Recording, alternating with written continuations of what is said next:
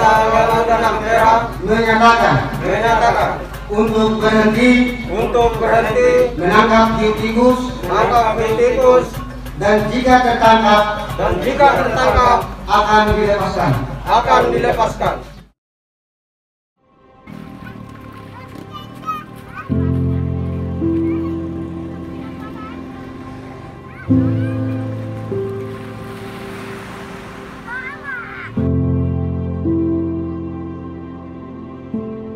Populasi ikan hiu tikus banyak ditemukan di Laut Alor, Nusa Tenggara Timur. Namun sayang, keberadaan hewan mamalia satu ini hampir punah. 80% hiu tikus yang tertangkap di Alor adalah betina dan dalam kondisi hamil. Sehingga hiu tikus tidak dapat melakukan regenerasi kembali.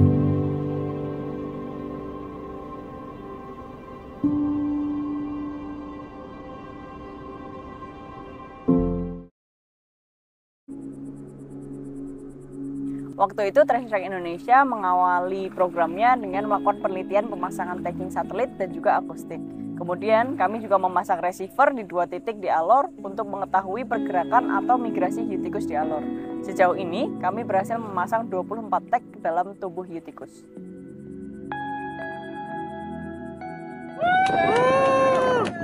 Selain melakukan kajian teknologi penandaan satelit, Treasure Shack Indonesia juga bergerak dalam bidang edukasi, sosialisasi, serta memberikan solusi mata pencaharian alternatif bagi nelayan-nelayan hiu tikus yang bergantung pada tangkapan hiu. Apa yang ini yang merek kunci ini Bapak, memang susah. Biasa kita belikan satu dos itu dari 100 ton. Hiu tikus menjadi salah satu target utama bagi nelayan di Alor, terutama di 2 desa, Desa Ampera dan Desa Lewalu.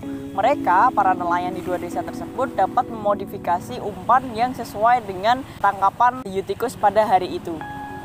Jadi, ini adalah umpan hiu tikus yang mereka rakit sendiri, tergantung dari musimnya. Misal musimnya sedang ada ikan yang berwarna-warni, biasanya mereka akan pakai pita-pita dari glitter-glitter ini. Kalau misal sedang ikan-ikan yang seperti cumi dan segala macamnya, biasanya mereka pakai bulu ayam.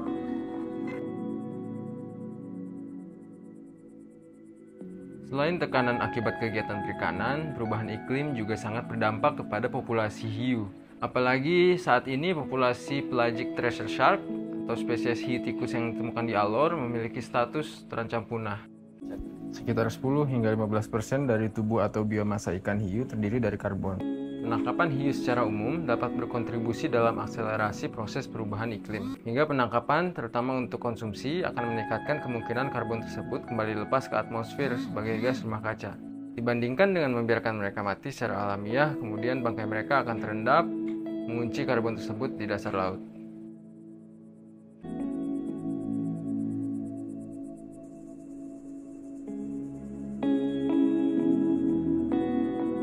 Pada 17 November 2021, sebanyak 9 nelayan hiu tikus telah mendeklarasikan baik secara lisan maupun tulisan untuk berhenti menangkap hiu tikus. Dan jika tertangkap, mereka juga berjanji untuk melepaskan hiu tikus kembali ke laut. Bentuk kerjasama kami juga memberikan bantuan berupa perahu fiber mesin dan modal usaha untuk membantu peralihan mata pencaharian bagi nelayan-nelayan hiu tikus.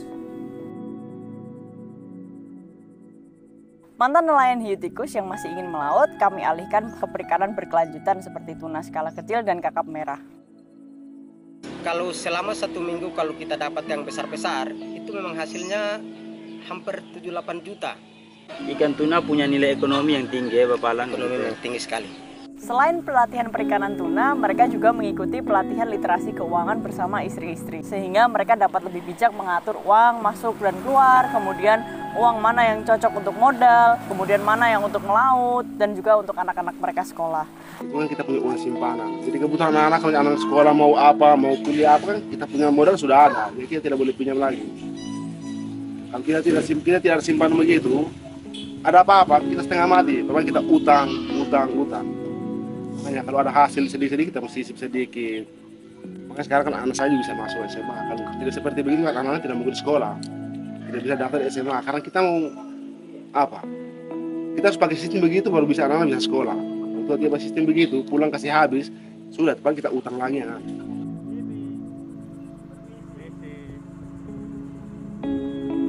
Bagian besar nelayan hiu tikus di Alor merupakan nelayan skala kecil yang menangkap ikan untuk memenuhi kebutuhan sehari-hari.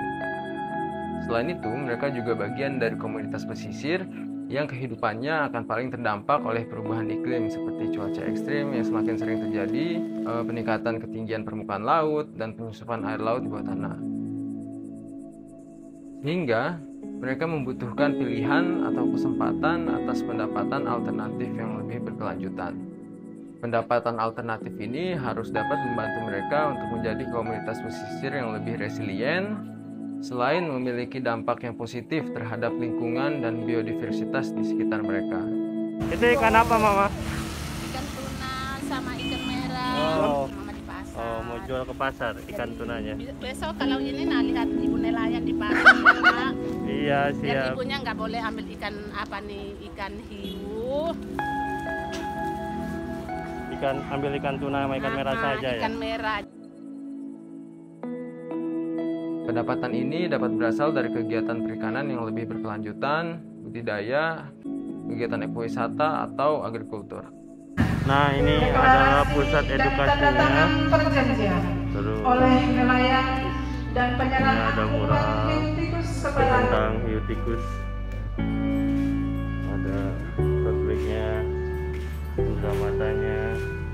Harapan kami, hiu tikus di Alor dapat menjadi salah satu ikon Kabupaten Alor dan juga menjadi salah satu ikon pariwisata di Alor.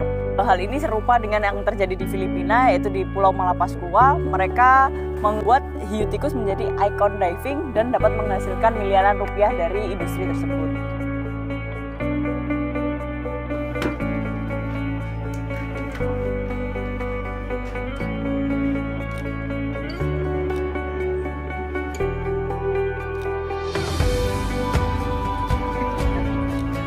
Upaya konservasi tidak hanya melindungi keanekaragaman hayati saja, tapi juga mampu memberikan kesejahteraan bagi masyarakat sekitar, sehingga masyarakat dapat mendapatkan manfaat yang lebih dari sumber daya yang mereka miliki.